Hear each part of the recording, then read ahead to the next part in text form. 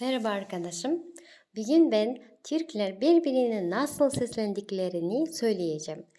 Сәлем достар, бүгін мен түріктер бір-бірін қалай еркелетеді, сол туралы айтатын боламын. Мысалға, анасы баласын, ғашықтар бір-бірін, сүйіктілер бір-бірін, достары құрбыларын деген секілді қалай еркелетеді, соны айтатын боламыз.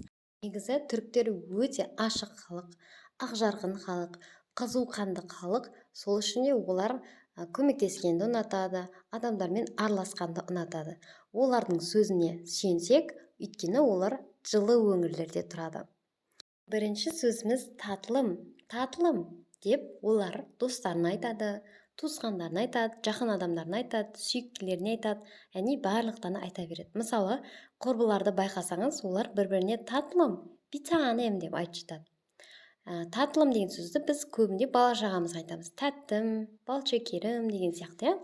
Ал түріктер оны көп қолдана береді. Келесі сөзіміз bir tanem. Bir tanem бұл жалғызым деген сөз. Менің жалғызым. Оны біз ғашықтарымызға айтамыз. Ал түріктер оны құрбыларына айтады, достарына айтады, жалпы жақын адамдардың барлығына айта береді. Сосын түріктердің көп айтатын сөзі жаным деген сөз. Жаным benim деп айтып жатады. Жаным деп оны сіз көшедегі танымайтын адамға да жаным былай бара бересің деп сізге айтып қалуы да мүмкін. Ал біз жаным деп кімге айтамыз? Көбінде ерлі зайыптылар бір-бірін айтып жатады, немесе ғашықтар айтып жатады, немесе кішкентайларға жанем деп еркелетуіңіз мүмкін. Келесі сөзіміз ашкым. Ашкым, түріктердің кино сериалдарында айтып жатады. Ашкым деп. Ол ғашығым деген сөз. Ғашығым, ашк деген сөзге не жалғасаңыз да жалғап айта берсеңіз болады. Ашкитом, ашполитом, ашмамитом деп айта берсеңіз болады. Ол өзіңізді, ғашығыңызды еркелету үшін. Сөзіміз яврум деп түріктер анасы баласын еркелетеді. Мысалға біз балапаным, қошақаным, құлыншағым деп еркелетсек, олар яврум деп бала шағасына айтады екен. Достар, бөжегім деп еркелететін адамдарды білесіз бе? Білмесеңіз, ол түріктер. Түріктер бал бөжейім деп еркелетеді. Бал бөжейім деген бал бөжегім. Суреттегі бөжекті көрдіңіз ба? Ол қандай сүйкімді, Олар сол бал бөжейімді еркелету үшін айтады екен.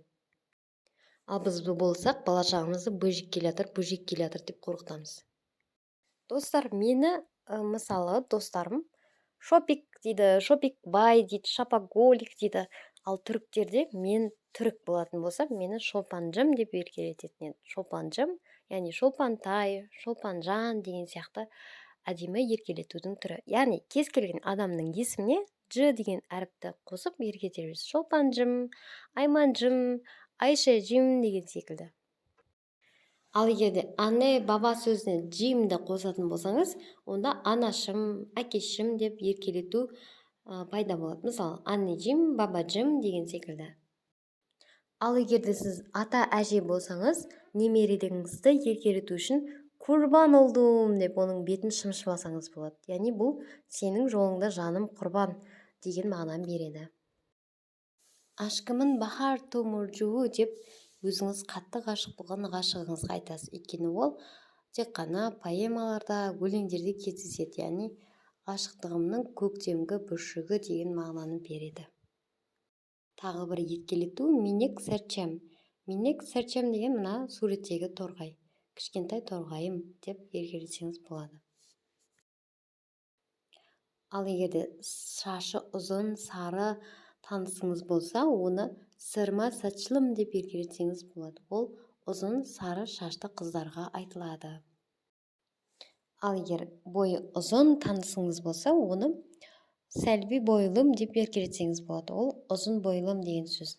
Ал негізі сәлби деген сөз, ол ұзын ағаш.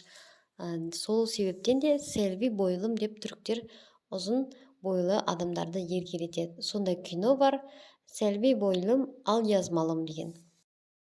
Келесі еркелетудің түрі, ол беті қызыл қызды көрген шығарсыз, Ол беті қызыл адамдарды еркелету.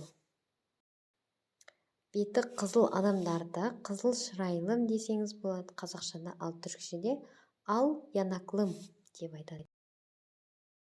Bilginlik bu kadar arkadaşım. Егер де менің арнам ұнап жатса, ағылшын және түрік тілдерін болашақта меңгеру үшін подписаться батырмасын басып тіркелсеңіз болады. Ал егер де видео ұнап жатса, лайк басыңыз, ұнамаса дизлайк басыңыз. Сұрақтарыңыз болса комментарийге жазып қалдырсаңыз болады. Қоша қалың, келе-келе.